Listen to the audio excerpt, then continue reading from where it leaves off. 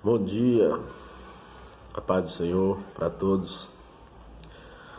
Quero apenas nesses minutos aqui compartilhar alguns versículos da palavra do Senhor com todos nossos amigos, irmãos, familiares.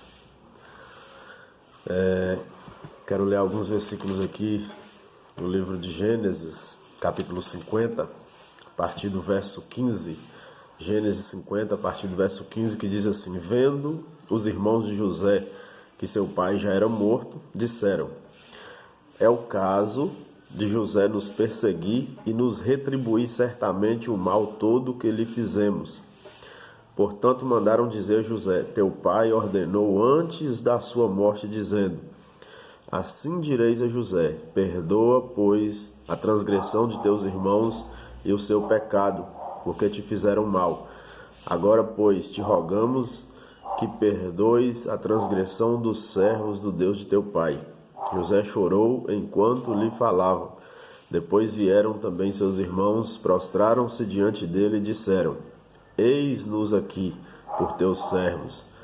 Respondeu José: Não temais, acaso estou eu em lugar de Deus? Vós, na verdade, intentastes o mal contra mim, porém Deus o tornou em bem, para fazer, como vedes agora, que se conserve muita gente em vida. Glória a Deus, aleluia. Esse é um texto bastante conhecido, uma passagem muito conhecida. Todos os irmãos sabem quem é José, a história de José, o que aconteceu com José, que a partir do momento que Deus começou a se revelar para ele através de sonhos, isso começou a despertar a inveja nos seus próprios irmãos, aqueles que conviviam diariamente com ele. Isso fazendo com que eles o viessem a vendê-lo, para uma caravana de ismaelitas, o qual foi parar ali no Egito, foi vendido para Potifar, lá no Egito, o chefe, o governador de Faraó e o chefe do exército de Faraó. Na casa de Potifar também, ele, após a mulher de Potifar, querer coabitar com ele e ele não querendo, isso fez com que ele fosse parar na prisão. Na prisão ele encontra com o carcereiro ali que gosta dele, gosta das atitudes dele, dá a chave daquele cárcere para ele. E ali se encontravam também naquele momento o copeiro e o padeiro de Faraó, que estavam presos ali por uma questão que tiveram com Faraó, uma desobediência. E os dois, o copeiro e o padeiro, tiveram um sonho e ninguém conseguiu interpretar. Então chamaram José e José interpreta esses sonhos, que o copeiro ele seria restituído novamente para o palácio de Faraó e o padeiro ele seria enforcado. E isso vem acontecer logo em seguida, E José ele pede para o copeiro: quando você chegar lá, lembre-se de mim, Quando você chegar diante de Faraó, faz menção de mim lá para Faraó. Mas isso não acontece, o copeiro ele esquece de Faraó. Então logo em seguida Deus faz com que Faraó tivesse dois sonhos, Ele sonha com 7 vacas gordas, lindas, maravilhosas, e logo em seguida 7 vacas magras vinham e engolem, comem aquelas vacas gordas. Da mesma forma ele sonha com 7 espigas cheias, bonitas, e em seguida 7 espigas mirradas, que vêm e acabam com aquelas 7 espigas bonitas. E isso incomoda muito ele, fazendo com que ele buscasse todos os seus sábios, todos que compunham seu governo ali, para que alguém pudesse dar interpretação para ele, mas ninguém consegue dar a interpretação daquele sonho. Então é onde o copeiro ele se lembra de José e faz menção a Faraó, que estava preso, que havia interpretado os sonhos dele. Faraó manda buscar José, rapar sua barba, cortar o seu cabelo, vestir uma roupa bonita e traz diante de Faraó. José ele interpreta aqueles sonhos, e logo após nós vemos os irmãos Isso falava de uma seca, né? 7 anos de bonança que aconteceria no Egito e posteriormente 7 anos de fome.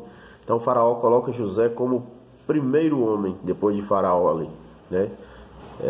Ele só obedecia ordens de faraó e mandava em todo o Egito. E ele faz uma gestão maravilhosa ali, guardando provisões na época dos 7 anos de seca, na época dos 7 anos de bonança, né?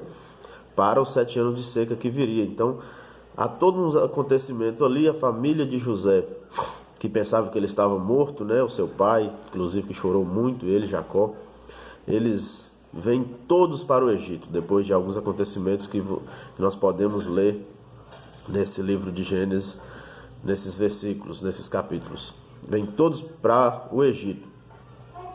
E após a morte de Jacó, os irmãos de José eles ficam amedrontados, porque eles haviam vendido José, né?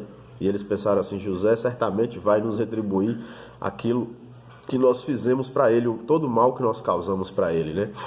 Mas quando eles vão conversar com José, eles têm uma surpresa maravilhosa. Olha o que José diz para eles, no versículo 20 que eu li: vós, na verdade, intentastes o mal contra mim, porém Deus o tornou em bem, para fazer, como vedes agora, que se conserve muita gente em vida. Glorificado seja o nome de Deus, né? José, ele entendeu que todo aquele mal que ele passara, né? A inveja, os maus tratos, o abandono, o esquecimento, a acusação, né? Isso tudo era Deus trabalhando na vida dele, preparando ele para o momento que viria, né? Para coisas maiores, para coisas grandiosas, para salvar muitas vidas, muitas pessoas da fome naquela época. Isso precisa ser uma realidade na nossa vida, principalmente tendo em vista o momento que nós estamos passando. Nós, como igreja, precisamos extrair lições grandes e